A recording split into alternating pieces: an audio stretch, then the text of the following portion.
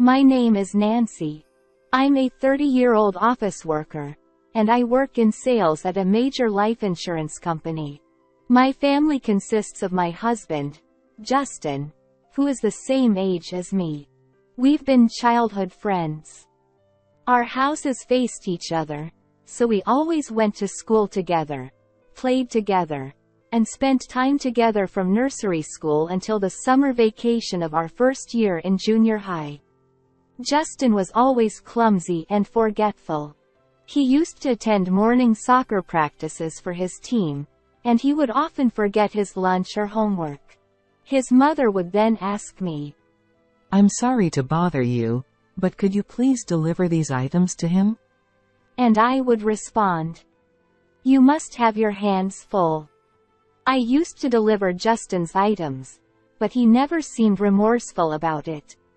Sorry. I just get up so early, so I forget sometimes.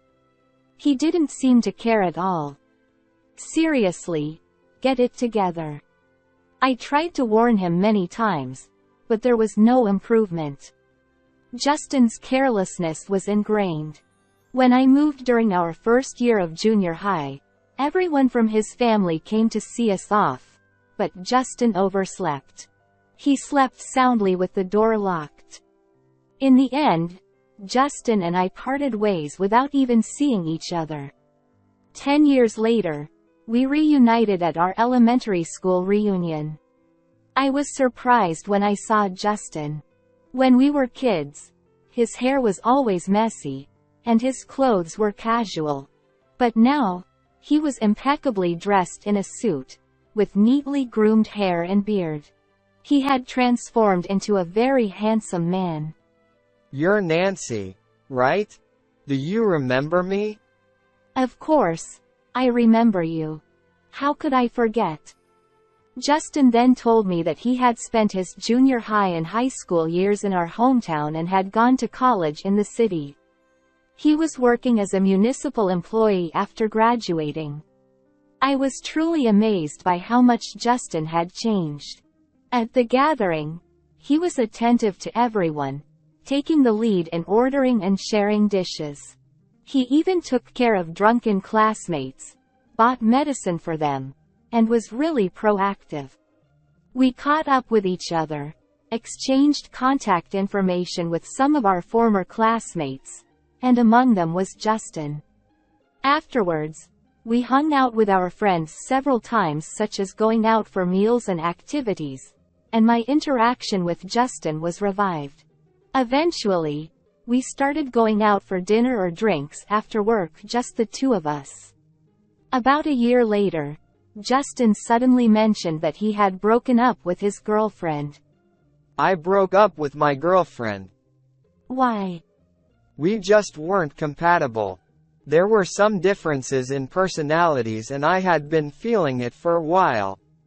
On the way home that day, Justin said, I realized that you're the only one who understands me, Nancy. Would you consider dating me with marriage in mind? I think we could make it work. I brushed off his drunken banter as a joke at the moment. However, Justin later asked me directly, Can you give me an answer to my suggestion? I had thought it was just drunken banter, so I was genuinely surprised when I heard him say that. Wait, you were serious? I asked, and Justin replied, I wouldn't joke about something like that. With Justin's words in mind, I asked for some time to think about it on the spot. Later, I decided to give Justin an answer. At the time, I didn't have a partner, but if I were to date someone, I considered it with the intention of marriage. Therefore, I approved of dating Justin because we have known the strength and weakness from childhood, had our parents acquainted with each other, and I judged that Justin and I could make it work if we were married. We promptly informed our respective parents about our relationship. When my parents saw Justin, they were surprised since they hadn't seen him in a while. That Justin has become quite impressive. And Justin's parents said, Nancy, You've really become beautiful. And were welcoming us warmly. Our relationship progressed smoothly, and 2 years later, we got married. Blessed and congratulated by everyone, I felt like a truly happy bride. Let's continue supporting each other from now on. Likewise, let's take care of each other. However, my married life was the pinnacle of happiness that day. After getting married, I was dismayed by Justin's lack of tidiness. Firstly, he was someone who never cleaned up by herself. He wouldn't clear away dishes after eating, let the dirty dishes pile up, and it was normal for him not to take out the trash. Of course, he had never bothered with separating the trash at all. When I asked him how he managed when he lived alone, he mentioned that he usually bought ready-made meals from convenience stores or supermarkets, or just dined out, so there was no need for washing up. Furthermore, when he lived in his previous apartment, he apparently considered almost everything as burnable trash except for obviously non-combustible items like cans or bottles, and he hardly ever bothered to sort the trash. Thinking that if we did it together, it might make things easier. So I suggested to Justin, "Why don't we do it together?" Yet, he simply refused, saying, "I'm too busy to do that, and whoever can do it should just do it." In response, I prepared several trash bins for easy disposal and attached lists of what could and couldn't go into each bin. However, Justin ignored the lists and threw everything into one bin. No matter how much I reminded him, he dismissed it as too much hassle. Moreover, Justin had a terrible habit of oversleeping. In his previous apartment, he used to give a spare key to his ex-girlfriend, who lived in the same building, so she could wake him up in the mornings. Every morning, I would desperately try to wake Justin up. "Wake up. You're going to be late." However, he would just pull the covers over his head and say, "Just 5 more minutes." He just refused to get up. Eventually, he would wake up at the last minute every day and then blame me, saying, "Why didn't you wake me up?" The situation became tense every morning, with me responding, "I did wake you up, but you just wouldn't get out of bed." As a result, every day started off with an uneasy atmosphere. Our living expenses were divided such that Justin covered the rent and utilities, while I took care of groceries and other incidental expenses. However, Justin often forgot to deposit money into the account for automatic withdrawals, resulting in bills not being paid on time. As a consequence, electricity and gas were disconnected multiple times because the bills were not paid on the due dates. While Justin was supposed to monitor the bills that were addressed to him, I rarely saw them, and it was only when I noticed the services being cut off that I hurriedly contacted the utility companies to inquire about payment details and made the transfers countless times. You need to do something about your careless nature. Our lives can't go on like this. Whenever I expressed my anger saying, Justin would retort, "There's nothing I can do about it. You know I'm forgetful, so you should cover for me."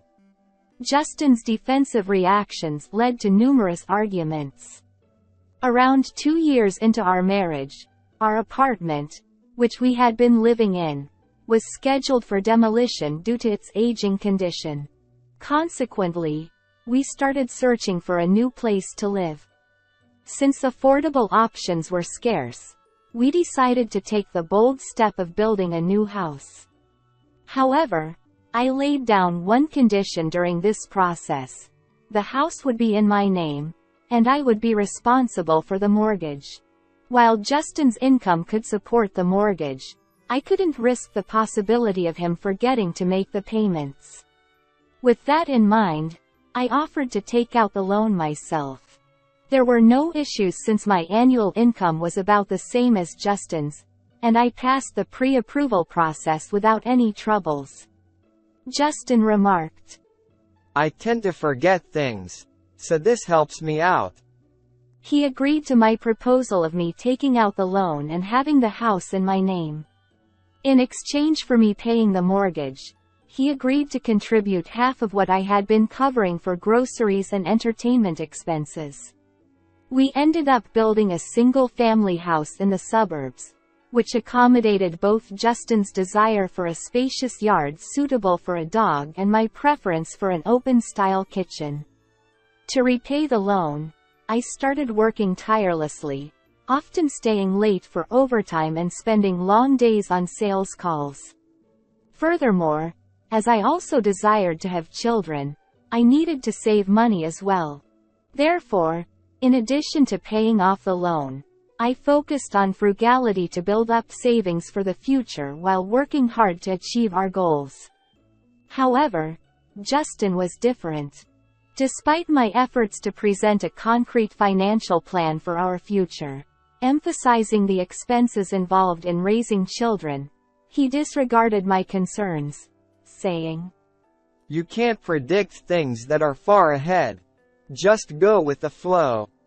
Furthermore, around this time, he started suggesting, Since you're paying off the loan and still managing to save, you must have some extra cash, right? Do I really need to contribute to living expenses? I mean, you've been covering the groceries and entertainment expenses ever since you took out the loan. But I don't think I need to do that anymore. I want to buy what I want and go out like I used to when I was single. And he practically stopped contributing to household expenses.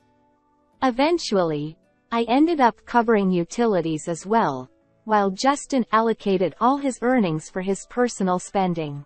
He indulged in expensive golf sets and even bought a large SUV despite being a novice driver. Despite my repeated pleas to stop these unnecessary expenses, he ignored my requests. As these incidents accumulated, my affection dwindled rapidly, yet I still didn't consider divorce as an option. One day, I received a message from a mutual friend. Lately, I've been seeing your husband a lot in the nightlife district. And he's always with a young girl. Is everything okay? At first, I replied, wondering if Justin was just taking women from bars. But then, she responded, saying she had seen him walking around with the girl during daylight hours on a weekend. Thinking it was a lie, my friend sent a photo as a piece of evidence to me. It was taken at a local autumn festival, showing her children eating local foods they bought from a food stall.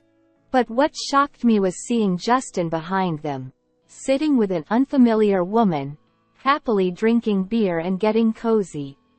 What is this? This is unbelievable. I thought, feeling like my world was collapsing. The day my friend went to the autumn festival with her children, Justin claimed he was out for a business golf outing. Despite working desperately every day and even putting in overtime on weekends, Justin wouldn't contribute to household expenses and would spend his weekends golfing or socializing with friends, ultimately engaging in affairs with other women. I was shocked, but I couldn't bring myself to divorce Justin when faced with reality. At the end of that year, my cousin was planning to visit, so I decided to return to my parents' home alone for the holidays. My husband claimed he was too busy with work to accompany me. By this time, my relationship with Justin had grown extremely cold. We hardly made eye contact or spoke to each other. In fact, we had a major fight over household expenses again around Christmas. During that argument, he threw a signed divorce paper at me, saying, I should have never married you, you nagging woman. Despite feeling upset, I managed to enjoy my time at my parents' house over the holidays. When the new year arrived, I returned home. However, another unexpected incident awaited me there. I was startled as soon as I entered the house. At the entrance, there were bright red high heels that didn't belong to me. I wondered if I had a visitor, but upon entering the living room, there was no one there. Feeling uneasy, I proceeded to my bedroom to unpack my things. "Who are you?" I couldn't help but shout as I entered the room. There was an unfamiliar woman in pajamas lying in my bed. Startled by my voice, she suddenly woke up and said, "Huh? Who are you?" "Who are you and what are you doing here?" I demanded. In response to my question, the woman glared at me and retorted, "Who are you, anyway?" I suddenly remembered her face from the photo my friend had sent me. "This is my house, actually," I said. But she insisted. "What? This is my Justin's house. Are you some kind of thief?" Her accusation startled me. When I was to inquire about where my husband was, the bedroom door opened, and my husband walked in. Huh? What are you doing here? Justin's face turned pale as he looked at me, so I confirmed my suspicions that they had been having an affair in our home. The intense feeling of disgust led me to instinctively reject my husband. "Who are you?" I coldly addressed Justin, and the woman interrogated him. "What is going on?" But I responded to her with firmness. "This is my home, and this man is a stranger. Obviously, you are not someone I know either, so please leave. I will call the police for trespassing." I spat out those words and firmly drove the woman away. Justin intervened. "What are you talking about? You're the one who should leave. Besides, just a while ago, I filed for divorce with you at the city hall. This house is going to be my new wife's, this girl's. It's a token of my love, a gift from me." "Have you forgotten?" I retorted, and Justin asked, "What are you talking about?" "I haven't signed or stamped the divorce paper you handed me on Christmas. That's a crime of document forgery," I explained. "That's an exaggeration, isn't it?" Justin shrugged. "Well, I was planning to submit the divorce papers after New Year's since I wanted to discuss property division and alimony. But if you've already submitted them, there's nothing I can do. You're a stranger now, so please leave," I asserted. During my visit home at the end of the year, I had consulted my family about Justin's actions, and naturally, everyone advised me to end things quickly. Encouraged by their words, I had already decided to submit the divorce papers. I had intended to hire a lawyer after New Year's to discuss alimony and property division, and once everything was settled, I planned to ask Justin to leave. However, witnessing the scene of infidelity changed everything. It was truly unbelievable, and my sighs seemed never-ending. Moreover, have you forgotten that this house is in my name because I took out the loan and built it? Shall I show you the deed?" I challenged. Justin responded. "Oh, I forgot." While I had suspected that Justin had been lying about owning the house under his name from her remarks, realizing that he had genuinely forgotten it was in my name left me speechless and incredulous.